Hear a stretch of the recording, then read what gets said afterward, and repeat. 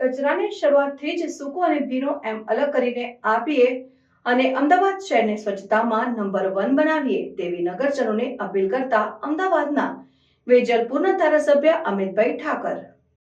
જેમ અધ્યાત્મમાં પાપ અને પુણ્ય એક જ ગઠરીમાં ના હોય તો પછી સૂકો અને ભીનો કચરો એક જ થેલીમાં કેવી રીતે થઈ શકે?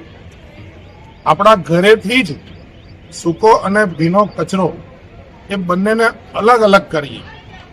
સોર્સથી જ જો બે કચરા અલગ હશે તો શહેરના સ્વચ્છતા કર્મચારીને આ કચરાને સેગ્રીગેશન કરવાની અંદર ખૂબ અનુકૂળતા રહેશે.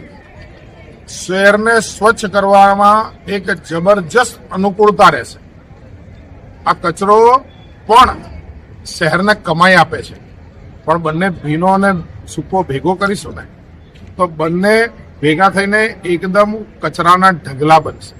આવો શરૂઆતમાં જ સૂકો અને ભીનો કચરો અલગ કરીએ, શહેરને સ્વચ્છ બનાવીએ, અમદાવાદને સ્વચ્છતામાં ભારતનું નંબર 1 શહેર બનાવીએ.